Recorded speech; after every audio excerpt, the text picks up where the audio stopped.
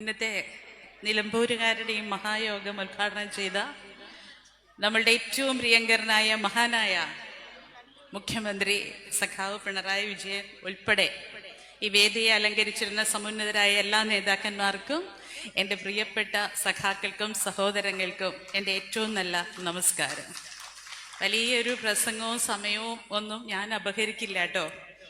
എന്തായാലും നമ്മളുടെ പ്രിയങ്കരനായ മുഖ്യമന്ത്രി ഇന്ന് പ്രസംഗം തുടങ്ങിയത് ഒരു വഞ്ചനയുടെ ഓർമ്മപ്പെടുത്തലുമായിട്ടാണ്.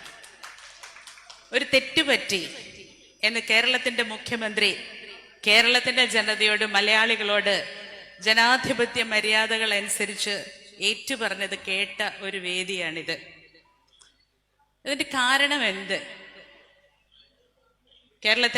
ഐക്യ കേരളത്തിന്റെ ആദ്യത്തെ മുഖ്യമന്ത്രി, നമ്മളുടെ പ്രസ്ഥാനത്തിന്റെ കാരണവരായ ആചാര്യരായ സഖാവ് EMS നമ്പൂതിരിപ്പാട് ഒരു കാര്യം വളരെ വ്യക്തമായി നമ്മളോട് പറഞ്ഞിരുന്നു. പൊതുപ്രവർത്തനത്തിലേക്ക് അഥവാ നമ്മളുടെ പ്രസ്ഥാനത്തിലേക്ക് ജനങ്ങൾ കടന്നു വരുന്നത് 3 കാര്യങ്ങൾ കൊണ്ടാണ്. വ്യക്തികൾ കടന്നു വരുന്നത്, ഒന്ന് ആവേശം കൊണ്ട് വരും, 2 ആവശ്യങ്ങൾക്ക് വേണ്ടി വരും, 3 എന്താ? ആശയത്തിന്റെ പേരിൽ, ആദർശത്തിന്റെ പേരിൽ കടന്നു വരും.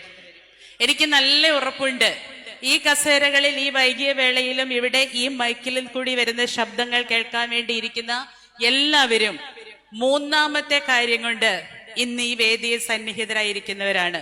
നമ്മളുടെ ആദർശത്തിന്റെ ബലത്തിൽ, നമ്മളുടെ ആശയത്തിന്റെ കെട്ടുറപ്പിൽ, നമ്മുടെ ആശയം എങ്ങനെയാണ് സാധാരണക്കാരായ ജനങ്ങൾ അധിവസിക്കുന്ന സാമൂഹ്യ ജീവിതത്തെ പരുവപ്പെടുത്തുന്നതും മുന്നോട്ട് കൊണ്ടുപോകുന്നതും എന്ന് വ്യക്തമായ ബോധ്യമുള്ള നല്ല സഖാക്കളാണ് ഇന്നിപ്പോ ഇവിടെ കേട്ടിരിക്കുന്നവർ.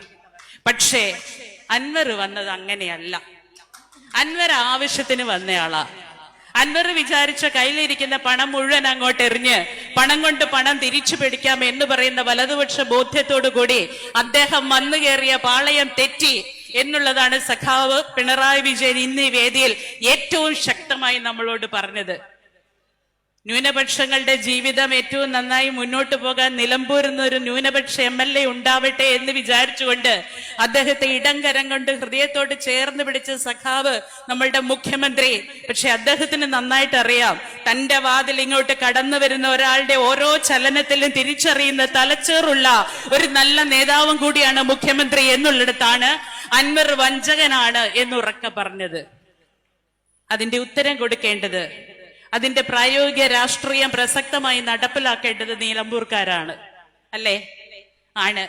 അതുണ്ടാവുമെന്ന് എന്നെ പോലെയുള്ളവർക്ക് നല്ല ബോധ്യമുണ്ട്. കാരണം നിലമ്പൂരിന് ഒരുപക്ഷെ സഖാവ് കുഞ്ഞാലിക്ക് ശേഷം നിലമ്പൂർക്കാരുടെ ചോര ചുവന്ന സഖാക്കൾക്ക് അരിവാൾ ചുറ്റിക നക്ഷത്രത്തിന്റെ മുകളിൽ തന്റെ വ്യക്തി അവകാശങ്ങൾ, വോട്ടവകാശങ്ങൾ മുദ്രണം ചാർത്തിക്കൊണ്ട് ഞാൻ സഖാവാണ്, ഞങ്ങൾ ലാൽ സലാം എന്ന് ഉറക്കെ പറയുന്നു എന്ന് പറയാൻ പറ്റിയിരിക്കുന്ന ഏറ്റവും നല്ല ഒരു അവസരമാണിത്. അത് ചെറിയ സ്ഥാനാർത്ഥിയല്ല. ഇപ്പൊ ഇവിടെ ഇബ്രാഹിം കുട്ടിച്ചേട്ടൻ പറഞ്ഞ പോലെ ഞാനും തൃപ്പൂണിത്തുറ ജീവിച്ചിരുന്ന ആളാണ്.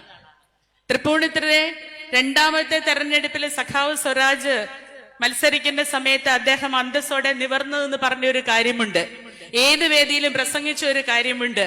തൃപ്പൂണിത്തുറ നിയോജക മണ്ഡലത്തിന്റെ ഏതെങ്കിലും ഒരു ഭാഗത്ത് നിന്നിട്ട് 360 ഡിഗ്രി ഒന്ന് കറങ്ങി നോക്കിയാൽ ഏറ്റവും വലുതായ വികസന പ്രവർത്തനങ്ങൾ, തൃപ്പൂണിത്തുറയുടെ മുഖം മാറിയ വികസന പ്രവർത്തനങ്ങൾ, മുക്കിന് ടോൾ ബൂത്തുകൾ ഉണ്ടായിരുന്ന തൃപ്പൂണിത്തുറയിൽ ഒരു ടോൾ ബൂത്തും ഇല്ലാതിരുന്ന തൃപ്പൂണിത്തുറയാക്കി മാറ്റിയത്, തൃപ്പൂണിത്തുറയിൽ എല്ലാ മാലിന്യങ്ങളും അടിഞ്ഞുകൂടിയിരുന്ന, കാലാകാലങ്ങളായിട്ട് അടിഞ്ഞുകൂടിയിരുന്ന ഒരു അന്ധകാര തോട് ഏറ്റവും സുന്ദരമായ നീരൊഴുകുന്ന ഒരു തോടാക്കി മാറ്റിയത്, അങ്ങനെ പരിസ്ഥിതിയെയും ജനങ്ങളുടെയും അവരുടെ ജീവിതത്തിനും ജാഗ്രതയോടുകൂടി ഒരു നിയമസഭാ സാമാജികൻ എന്നുള്ള നിലയിൽ ഇന്നിവിടെ പ്രസംഗിച്ചതുപോലെ, ഇന്ന് നമ്മൾക്ക് ഉറപ്പു തന്നതുപോലെ നിലമ്പൂരിന്റെ വികസനങ്ങൾക്ക് അടിസ്ഥാനമായി ശാസ്ത്രീയ അവബോധത്തോടു കൂടിയുള്ള തുടക്കം കുറിക്കാൻ വേണ്ടി ഈ വരുന്ന ദിനങ്ങൾ എന്നെ ഉണ്ടാവുമെന്ന് ഞങ്ങളുടെ തൃപ്പൂണിത്തുറയിൽ നിന്ന് നല്ല പ്രകടമായിട്ട് പ്രൂവ് ചെയ്തിട്ടാണ് അദ്ദേഹം ഈ തെരഞ്ഞെടുപ്പിൽ വന്ന് നിൽക്കുന്നത്.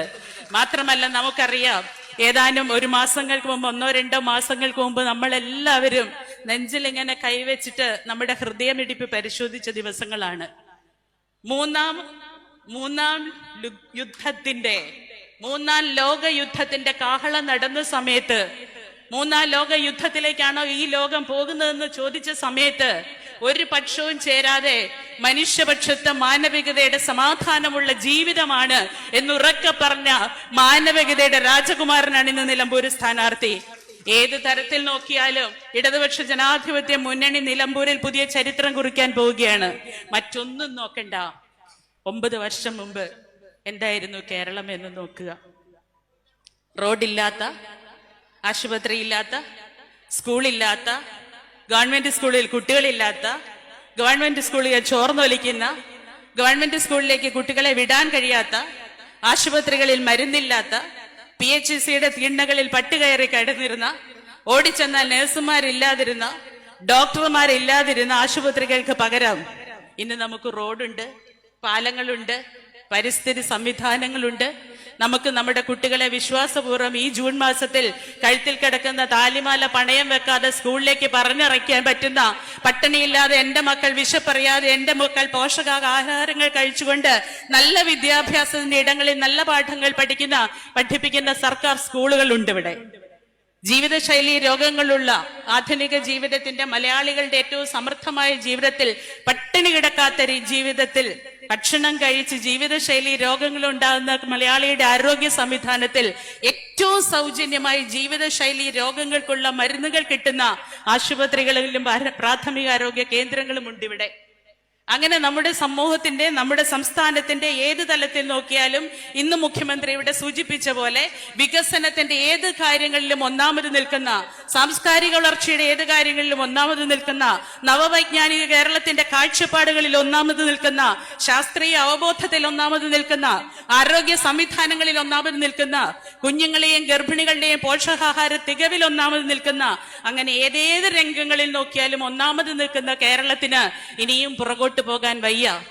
സ്വരാജ് പറഞ്ഞ പോലെ ഇനിയും പവർ കട്ട് ഉണ്ടാകാൻ വയ്യ, ഇനിയും നടുവൊടിയുന്ന റോഡുകളിൽ നടക്കാൻ വയ്യ, ഇനിയും ഞങ്ങൾക്ക് രോഗങ്ങളുടെ മരുന്നുകൾ ഉണ്ടാകാതിരിക്കാൻ വയ്യ, ഇനിയും ഞങ്ങളുടെ കുട്ടികൾ ഉന്നത വിദ്യാഭ്യാസ രംഗത്ത് പഠിക്കാൻ വേണ്ടി, പഠിച്ചു കഴിഞ്ഞാൽ ജോലി ചെയ്യാൻ വേണ്ടി ഈ നാടിന്റെ തലച്ചോറുകളെല്ലാം അന്യദേശത്തേക്ക് പലായനം ചെയ്യാൻ വയ്യ.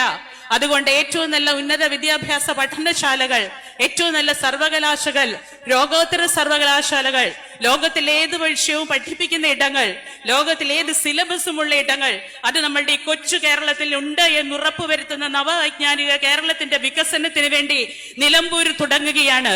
മൂന്നാം പിണറായി സർക്കാരിന്റെ വിജയത്തെ ഓടിക്കാൻ വേണ്ടി ഇവിടെ നിന്ന് നമ്മൾ അശ്വരഥം കെട്ടി പായാൻ തുടങ്ങുകയാണ്.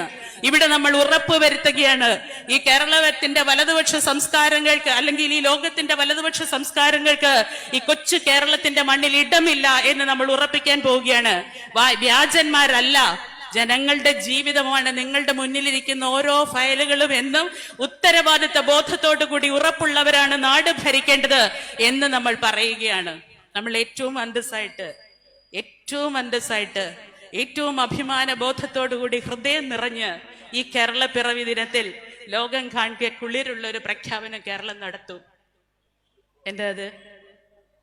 പട്ടിണിയില്ലാത്ത കേരളം, ഒരാൾ പോലും പട്ടിണി കിടക്കാത്ത ഒരു സ്ഥലം, മനുഷ്യന്റെ പ്രാഥമിക ആവശ്യങ്ങളിൽ ഒന്നാമത് ആഹാരം, അവിടെ ആഹാരമില്ലാതെ ഒരാൾ പോലും ഇല്ല എന്ന് പറയുന്ന കേരളം. നമ്മുടെ രാജ്യത്തിന്റെ നീതി ആയോഗിന്റെ സർവേയിൽ 0.71% ഇവിടെ പട്ടിണിയുള്ളൂ എന്ന് പറഞ്ഞ സമയത്ത് തീർച്ചയായിട്ടും നിലമ്പൂരിലൊരു കഥ ഇറങ്ങി. ഇന്ന് ഞാൻ വണ്ടിയിലിരുന്ന് കേട്ടതാട്ടോ. ഇന്ന് ഡ്രൈവർ പറഞ്ഞ് നമ്മളെ കൊണ്ടാക്കിയ സഖാവ് പറഞ്ഞ കഥ ഞാൻ കേട്ടതാണ്. നിലമ്പൂരിലൊരു അമ്മൂമ്മയും 2 പിള്ളേരും പുഴയിൽ ചാടി, ഇല്ലേ? ഇവിടെയുള്ള മാധ്യമങ്ങൾ മുഴുവൻ പറഞ്ഞു, ഇവിടെ ഇരുന്ന UDF-കാരൻ മുഴുവൻ പറഞ്ഞു, ഇവിടെ പറഞ്ഞ ഏറ്റവും പോസിറ്റീവായിട്ടുള്ള പിണറായിസത്തിനെതിരെ നിന്ന വർഗവൈരികൾ എല്ലാവരും പറഞ്ഞു, എന്ത് പട്ടിണി കൊണ്ട് കടലിൽ ചാടി, അല്ലെ പുഴയിൽ ചാടി. കേരളത്തിൽ ഇന്ന് പട്ടിണി കൊണ്ട് ആരും പുഴയിൽ ചാടില്ല. പട്ടിണി കിടന്ന് പുഴയിൽ ചാടേണ്ടുന്ന ഒരു ഗതികേട് ഇന്ന് കേരളത്തിൽ ഇല്ല. ചേർത്ത് പിടിക്കുന്ന മാനവികതയുണ്ട്. ഒരു നേരത്തെ ഭക്ഷണമില്ലെങ്കിൽ വയറ് നിറച്ച് സന്തോഷത്തോടെ, അഭിമാനത്തോടെ, അന്തസ്സോടെ വീട്ടിന്റെ അകത്ത് ഡൈനിങ് ടേബിൾ കയറ്റിയിരുത്തി വിളമ്പിക്കൊടുക്കുന്ന മനുഷ്യരുള്ള കേരളമാണിത്. അവിടെ പട്ടിണി കൊണ്ടാണ് ഒരു അമ്മൂമ്മയും മകളും മരിച്ചുപോയതല്ലേ കുഴിയിൽ ചാടിയത് എന്ന് പറയുന്ന വ്യാജ പൊതുബോധ നിർമ്മാണത്തിന് മാധ്യമങ്ങൾ അവരുടെ റേറ്റുകൾ കൂട്ടാൻ വേണ്ടിയിട്ട് ഉണ്ടാക്കുന്ന കഥകൾക്ക് ഇവിടെ കൂട്ടുപിടിച്ച ആളാണെന്ന് UDFന്റെ സ്ഥാനാർത്ഥിയെങ്കിൽ വ്യാജ പൊതുബോധ നിർമ്മാണത്തിന് വേണ്ടി ഇനി ഇവിടുന്ന് ഒരു നിയമസഭാ സാമാജികൻ വേണ്ട. അതാണ് നിലമ്പൂരിന്റെ ഈ തെരഞ്ഞെടുപ്പിന്റെ ഏറ്റവും വലിയ പ്രസക്തി. ഞങ്ങൾ വിശപ്പിന്റെ രാഷ്ട്രീയം പറയുന്നവരാണ്, നമ്മൾ മനുഷ്യ ജീവിതത്തിന്റെ രാഷ്ട്രീയം പറയുന്നവരാണ്. ഒരു കാര്യമുണ്ട് സഖാക്കളെ, നമ്മളോട് EMS പറഞ്ഞ പോലെ തന്നെ കാൾ മാർക്സ് ഒരു കാര്യമേ പറഞ്ഞിട്ടുള്ളൂ. എന്താണ് പറഞ്ഞത്? ഈ ഭൂമി ഇതിലും നന്നായി. മാർക്സ് പറഞ്ഞ എല്ലാ ആശയങ്ങളോടും ചേർത്ത് വെച്ച് നമ്മുടെ ചുമതല നമ്മൾ ഏറ്റെടുക്കുമ്പോൾ ഈ ഭൂമി ഇതിലും നന്നായി അടുത്ത തലമുറയ്ക്ക് കൈമാറുകയാണ് നമ്മളുടെ ചുമതല. ഈ ഭൂമി ഒരു വ്യക്തിയുടെയോ ഒരു സമൂഹത്തിന്റെയോ സ്വന്തമല്ല. ഈ ഭൂമി ഇതിലും നന്നായി അടുത്ത തലമുറയ്ക്ക് കൈമാറണം. ഈ ഭൂമിയിൽ മാർക്സിയൻ കാഴ്ചപ്പാട് അനുസരിച്ച് ഒരു നേതാവ്, ഒരു ഇമേജ്, ഒരു താരപദവി എന്നുള്ള കാഴ്ചപ്പാടില്ല. ഇവിടെ പ്രശ്നങ്ങളെ, സാമൂഹ്യ പ്രശ്നങ്ങളെ മനുഷ്യ സമൂഹം ഒന്നായി നമ്മൾ സംഘടനയോടുകൂടി സംഘടിച്ചു നിന്നുകൊണ്ട്, നമ്മൾ സാമൂഹ്യ ജീവി എന്ന നിലയിൽ ഒന്നിച്ചു ചേർന്ന് നിന്നുകൊണ്ട്, നമ്മൾ സംഘടിതരായി നിന്നുകൊണ്ട് അതിനെതിരെ പ്രതികരിക്കുകയാണ്, അതിനെ അഡ്രസ് ചെയ്യുകയാണ്. അതുകൊണ്ടാണ് നിലമ്പൂരിന്റെ ഇടതുപക്ഷ സ്ഥാനാർത്ഥി പേർത്തും ഓരോ വേദികളിലും പറയുന്നത്, ഇവിടെ ഞാൻ അല്ലെങ്കിൽ ഇവിടെ ഒരാൾ എന്ന് പറയുന്ന സ്ഥാനാർത്ഥിയില്ല, പകരം ഇവിടെ നമ്മളാണുള്ളത്. മനുഷ്യവർഗ ബോധത്തോടു കൂടി നിൽക്കുന്ന, തൊഴിലാളി വർഗ ബോധത്തോടു കൂടി നിൽക്കുന്ന, അധ്വാന വർഗ ബോധത്തോടു കൂടി നിൽക്കുന്ന, മാനവികത ഉയർത്തിപ്പിടിക്കുന്ന മനുഷ്യന്റെ വർഗബോധത്തിൽ നമ്മൾ ഒന്ന് എന്ന് പറയുന്ന ആശയ സമരത്തിന്റെ ഇടത്ത് നിലമ്പൂര് വരുന്ന ഈ തെരഞ്ഞെടുപ്പിൽ അരിവാൾ ചുറ്റിക നക്ഷത്രം കർഷകന്റെയും തൊഴിലാളികളിലെ കയ്യിൽ നേർത്ത് പിടിക്കുന്ന, അധ്വാനത്തിന്റെ മൂല്യബോധം നമ്മളോട് ഉയർത്തി കാണിക്കുന്ന, തൊഴിലാളികൾക്ക് മൂലധനത്തോടൊപ്പം അവരുടെ ജീവിതത്തിന്റെ ഏറ്റവും വലിയ മൂല്യം കൽപ്പിക്കുന്ന ഒരു നല്ല നാളുകളുടെ പോരാട്ടത്തിന്റെ നാളുകളിലേക്ക് നിലമ്പൂരിന്റെ ഈ പോരാട്ടം ചേർത്ത് വയ്ക്കാൻ കഴിയുന്ന രീതിയിൽ ചരിത്രം ഇവിടെ ഇനിയും മാറ്റിക്കൊള്ളട്ടെ.